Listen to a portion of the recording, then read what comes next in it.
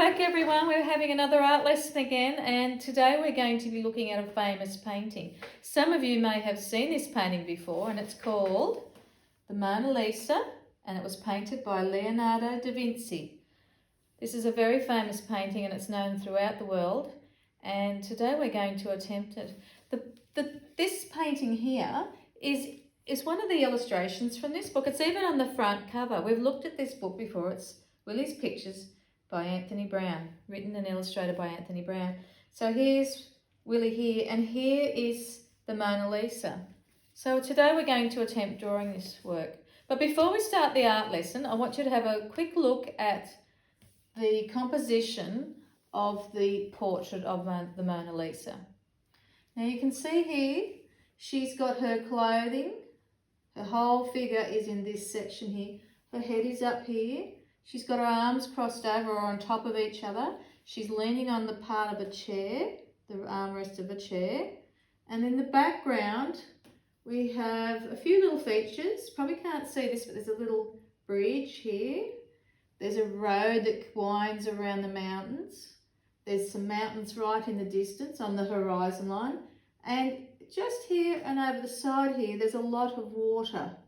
So today when we're creating our work, we're going to try and put a lot of emphasis on the Mona Lisa, but we're also going to try and recreate the background to make this work of yours look like the real Mona Lisa.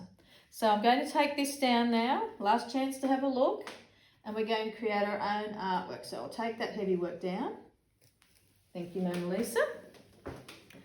And we're going to put up our usual page that we're going to work on. Okay. Here's the illustration from Willy's Pictures. And the Mona Lisa is a gorilla in this illustration. There's something else that's added to that work, and that's a little doll of Willy. So there's a few little changes in the background, but overall, it's very much like the Mona Lisa. So we're going to start again. We're going to start doing a portrait of the Mona Lisa. We're going to copy the Mona Lisa. So with our rectangular frame, we have our paper that way. We're going to use a pencil. Now again, I am going to use charcoal because it's easy to see. I can draw it, but I think with this, it's going to be easier for you to see. So we're going to put our fingers up the top, or a hand space. We're going to do a little line.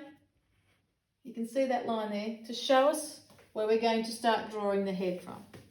You can probably try and remember what shape we are going to draw first. And that is going to be an oval. That's right. So I'm going to want you to try and draw the head like the size I am. I do not want you doing it really big or really small. I want you to try and draw it this size. So watch the size that I'm doing it. Okay, up to the top and down. I'll go around one more time.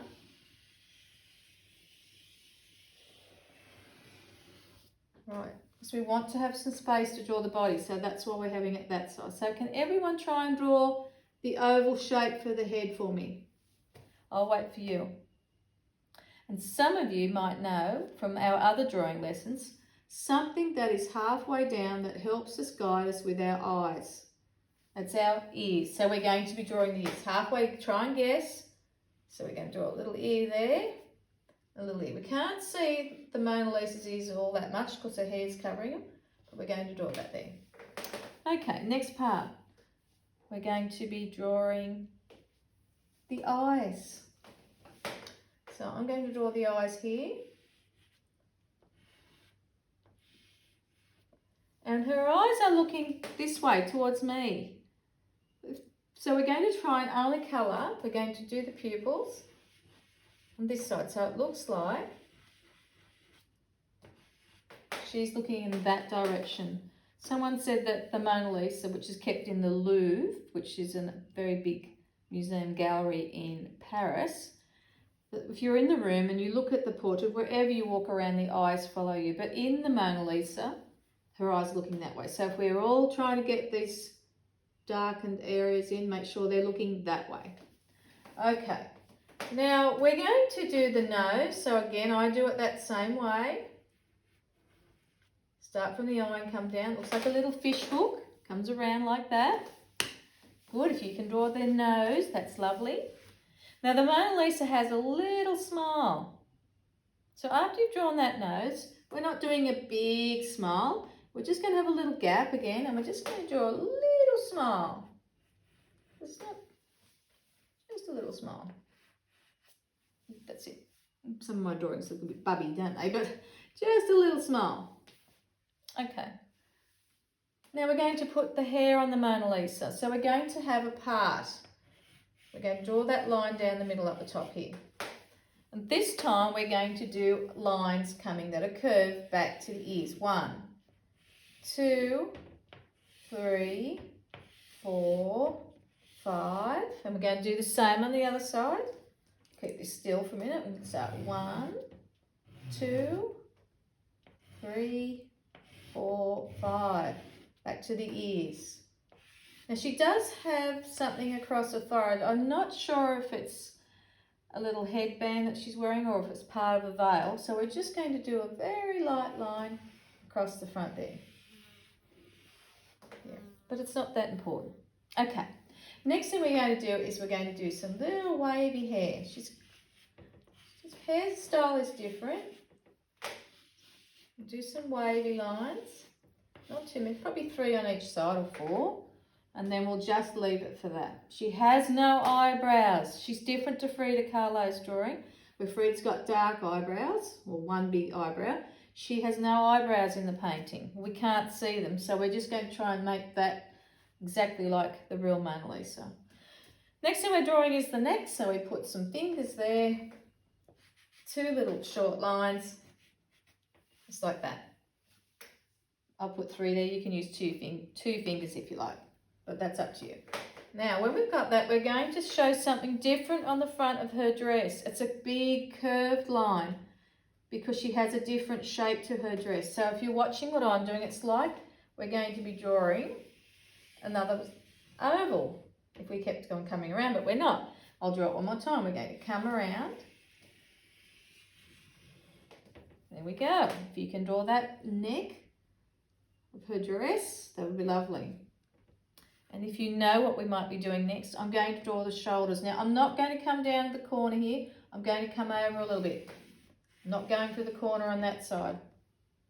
And on this side, I am coming down to the corner. I'm coming right down to the corner. Right. There she is.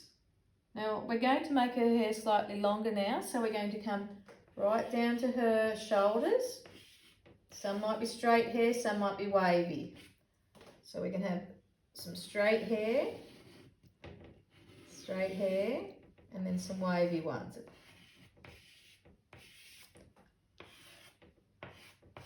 Okay, so you try and recreate her hairstyle. So a slight wave in it. Okay, we're going to make the neck a little bit more decorative in the dress. So we're going to make this, and we're going to do some little lines, some little short lines.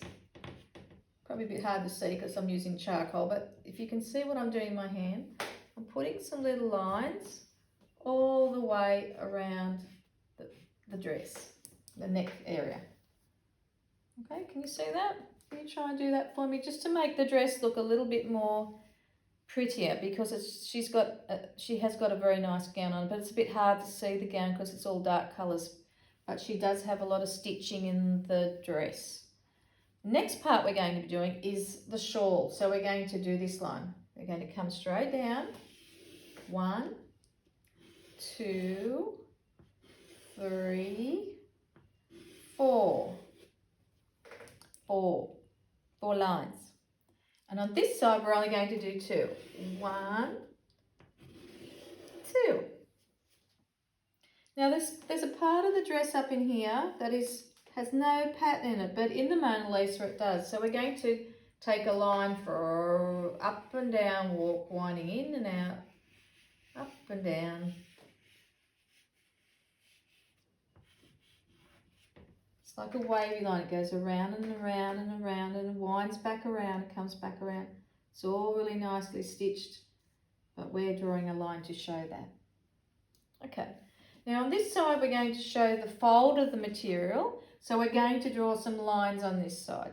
This side I'm going to do 1, 2, 3, 4. And on this side I'm going to do 1, 2, 3. So that will show how the material's folding across her arms. Right, now it looks like now we have the Mona Lisa. She's done. We might just outline her hair one more time, make it a little bit darker, go right around the top, strengthen that line, make it nice and strong, and she's got, that looks more like her. Now there's something missing. Does anyone know what we're missing? We're missing the background. So there was something up here in the horizon line. That's where the sky meets the land. It was mountains. So we're going to draw some sharp pointy mountains. Stop over at the head, at her head, sorry, and then we're coming up again and some more jagged mountains. So that's our horizon line. On this side there's a straight line. And why that is because we're going to do a whole lot of straight lines going across to represent water. Doesn't have to be dark, not too much of it because we need to draw other areas. And over this side, some more water coming down here. Not too much. Okay, because when things get in the distance further away, they become lighter or softer in their detail. So we're going to try and recreate perspective, showing how things get further away, they become smaller. Okay, can anyone remember what was on this side of the Mona Lisa? It was a bridge, so we're going to do the bridge. Probably an aqueduct, but we're going to call it a bridge. So we've got that line, and now we're doing some upside down U's, if you know what I mean. We're doing 1, 2, 3. We'll do 3 of them. If you can fit 4 in, that's great. You can do 4 of them. You see that looks like a bridge? And underneath, maybe some of this water, we're going to do some wavy lines, is coming through underneath the bridge. Okay, we've got that done. Does anyone remember what was on this side of the Mona Lisa in the artwork, in the painting by Leonardo da Vinci? It was a path or a road. Now we're going to change the roads, just to make it a little bit easy for us, we're going to make it an S. So we're going to draw that S, the road, top down, doing an S for me. So off we go. There we go. And it does link up with some more water. So we're going to draw, once we've got that done, we're going to draw another lot of mountains. And these mountains are over here.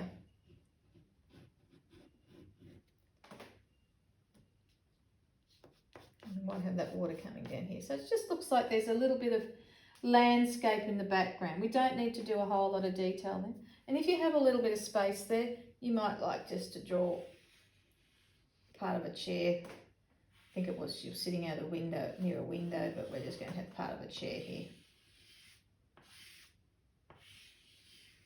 That's it.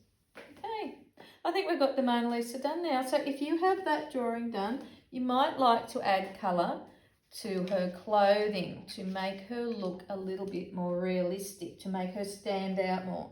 So I've used some colours. I've got a dark blue, a dark brown, and a dark, like a medium purple sort of thing.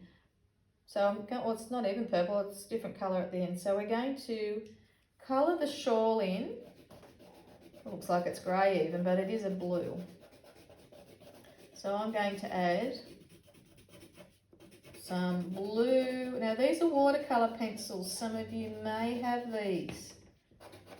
They look like pencils, but when you add water to it, I'll show you in a minute, you might see how they turn into watercolours. Aquarels. Okay, we've got that part there. I'm just going to change the dress to a brown. I think this is a brown, or it might be the purpley colour. Oh, it is the brown. Just going to colour in between, because when we add the water to these, the colour starts to flow into other areas. So we might need to colour a bit darker so we get the... Gee, this is a little bit hard drawing up on the frame when I'm so used to drawing on a flat surface and the charcoal is starting to get rubbed by my hands. Okay, I won't do any more on that. I'll just quickly add a little bit of the watercolour water. Excuse me for standing in front of the camera then, but now I'm going to show how the watercolours, the aquarelles work. Now I'm just adding pure water to this, even though the water is blue. I'm just adding some water to the aquarelles, and you can see straight away, just dip it in the water. Once I go over it, it starts to dissolve the pencil and changes it to paint. It's a lovely material to use. Right, media. Next thing, I'm going to add some water to this, and see how it's turning the brown now. All right. I have to be a little bit careful with this charcoal because the water might make it dissolve too. You may not be able to see that lovely detail of the stitching, but yeah, it's there. Okay, can you see that? And I've got one other coloured pencil there, I think. Which colour haven't I used? I'll put this down here. I don't think I've used this one. I might just put a little bit more. No, I've used that blue on the folds of the material, show her arm. Doesn't have to be perfect, it's just sketchy. And I'll put a bit of this one on with it too. They look very similar, those colours, don't they?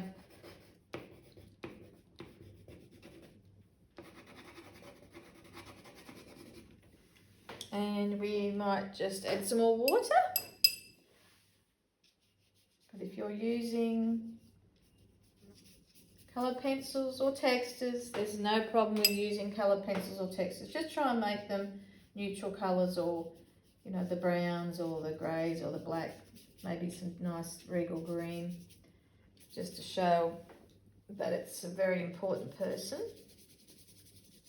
Not many people in the Renaissance time had their portraits created, and this painting is very famous. It's called the Mona Lisa. Okay. Right, so we could colour her hair black if we wanted to. I'd just leave the skin as it is, and then there you go. Excellent. Okay, everyone, I'll see you next time for our next art lesson based on Willy's pictures. Thank you, everyone. Bye.